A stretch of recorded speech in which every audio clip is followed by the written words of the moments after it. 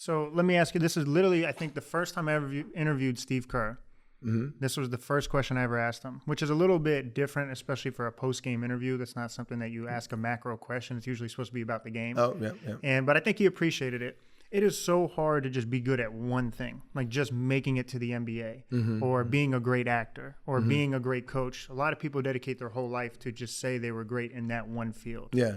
Let alone that's usually all they can say. Yeah. So let alone be great at 5 different things. Well, I never said I was a great actor or even a good actor. I just said I had an acting job. But you made it. In that business, you either have a job or you don't. Right. It's win or loss, and you won. Yeah, exactly. And so the title of this podcast is "This Is How I Made It," and you made it. So what is your secret? If there's, maybe it's not a secret, maybe it's habits, maybe it's multitude of things, but how have you been able to be so successful in so many different things?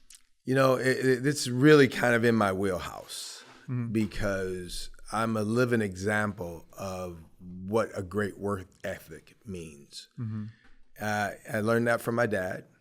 My dad is, you may have heard me tell that story once before, I did. It was a little emotional. Yeah, it's emotional. It gets emotional for me. I don't want to go there. Please, I don't want to go listening.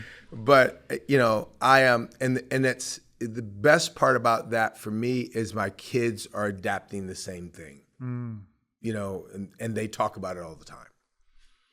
I'm turning 68 and I'm still working like I'm 25. So for me, the opportunity to become the athletic director and the head basketball coach at Bethune-Cookman at where I was in my life at that time was like, wow, man, what an opportunity. What an incredible opportunity to have a platform to really make change. So I wouldn't have taken the job at Bethune-Cookman if I hadn't been offered the athletic director's job. Really? No, honestly, I wanted to coach, but I'm from California. It's a long way from home. Right.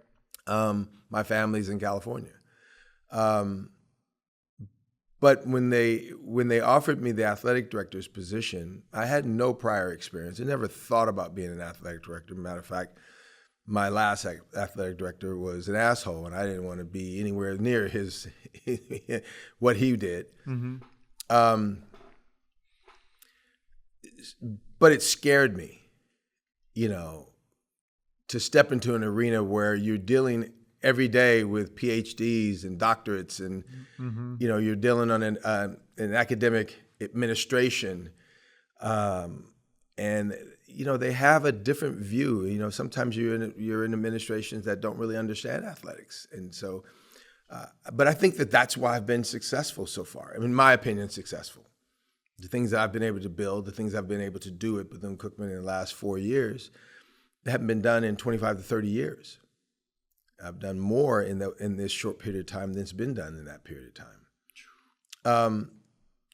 So it frightened me in the sense that, okay, so this is something that is way out of your realm. But as I thought about it, the one thing that I've always been in my life is a leader. And that's really what a CEO of a company is. As a leader. Is the leader. I tell this story all the time. I asked Magic Johnson one time, what was his transition? What made him so successful? How did you go from being Magic Johnson to, a mogul, almost a billionaire. A business mogul. A business mogul, yes. He said, Reggie, I'm still the point guard.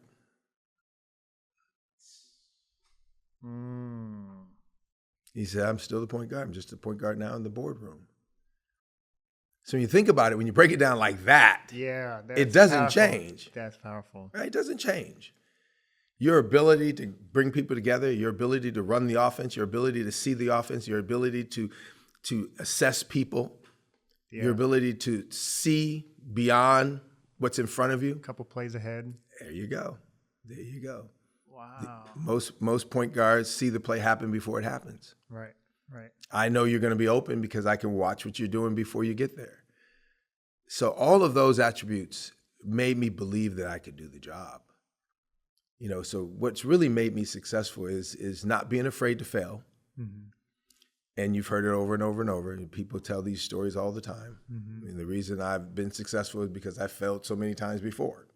Right. I also believe that one of the things that has really helped me be a grinder is I had a very interesting NBA career where I was an upper echelon player. I was the level below the top tier guys, but I never had a chance to play on winning teams. So I saw the best of the NBA because I was personally really good, but I also saw the worst part because I was always on losing teams. You're a bad team. So that gave me a perspective, especially in the broadcasting field. You know, that was one of the 5 things as being an announcer, right? Yeah. Doing TNT and ESPN and Fox and all. I had my own show before I actually had any experience doing a show. Before the podcast became really popular, I had a show called Around the Rim, but it was on television. It was on Prime Ticket back in the day. Mm-hmm. I did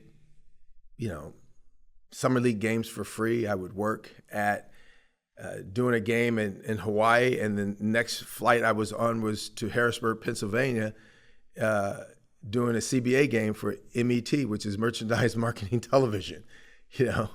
It's so I've run the whole gambit of where you can go in your life, good and bad. Mm-hmm. So it's really given me a perspective to have thoughts and a vision from someone that's been on the ground, but also has been up on his perch. Yeah, great perspective all around. Yeah, yeah.